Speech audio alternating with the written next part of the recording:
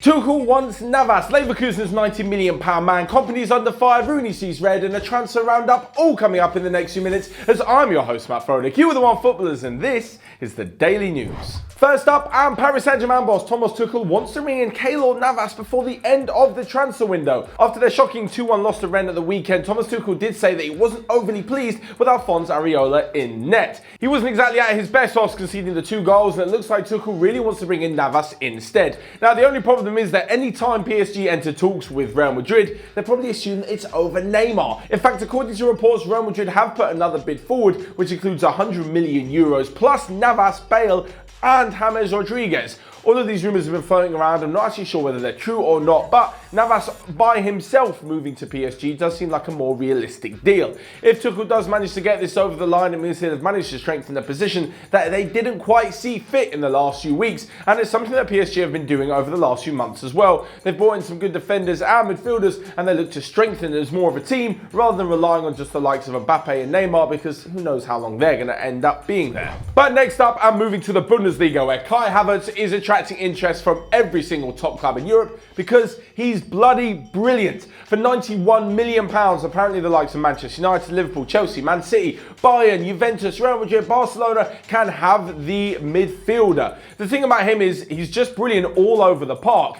He could play in a variety of positions, and last season was the top scoring teenager in Europeans' top 5 leagues with 20 goals. This season he started with a delightful finish in that opening day weekend victory again, and it looks like he may not be at the club much longer. For Leverkusen, it will be sad to lose him, but they brought him through from the academy, so to sell him on for €91 million of pure profit, that's a pretty good deal. This would come after losing Julian Brandt in the summer to Dortmund. Now with Leon Bailey also linked with a move away, Leverkusen could be quids in, but without a few key players. But next up to somewhere where it's not really going so well, and it's Vincent Kompany. So he's a player manager at Anderlecht now after leaving Manchester City, and things have really not gone to plan. In the champions' first 4 games in Belgium, they've lost 2 and drawn 2, meaning they've got 2 points from a possible 12, and Vincent Kompany is under fire already. Many ex-players and pundits are saying that the problem is that he's a player manager. They haven't had the best start to the season, as I've just mentioned. But instead of during the 2-week international break working with the players and putting in some extra hard sessions, Vincent Kompany is playing for Belgium. He's got 2 qualifiers to play, and then he's also got a testimonial at Manchester City as well, meaning he won't be with the club for the next few weeks. This is such a key point of the season if they're not to lose any more ground on the league leaders, who they actually face in the next few weeks. For Vincent Kompany, apparently he's been acting more like a god than an actual player because he has such a big ruling over his boyhood club.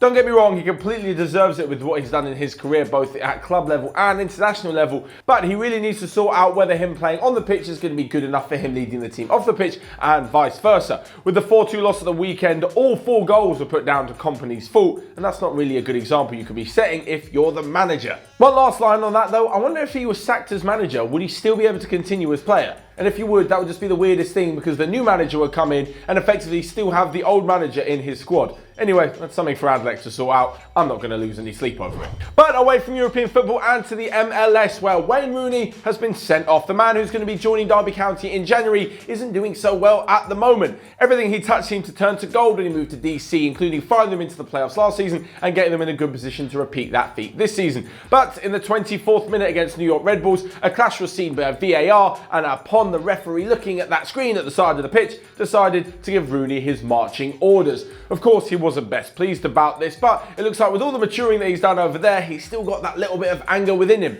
I guess if you take that away, he just wouldn't be the same player. As to what it means for the MLS, well, the Red Bulls have managed to overtake Wayne Rooney's DC United in the league, but there's still a lot of football to be played. On the other coast, though, Carlos Vela pulled off a Maradona/Messi-esque moment. Okay, you guys are going to be saying, yeah, he's playing in the MLS, but you've still got to go out and do it. He managed to beat 3 or 4 players before rounding the goalie, literally stopping the ball on the line and then poking it home. An unbelievable goal for a player who's broken the record of the most combined goals and assists and has now taken his tally to 26 for the season. So lastly but not least, we come to a quick roundup of the rest of the day's daily news and transfer rumours. First off, and with a move to Roma not really on the cards anymore, Dejan Lovren is attracting the interest of Bayer Leverkusen. Tottenham are willing to sell Victor Wanyama to Club Bruges for around £11 million.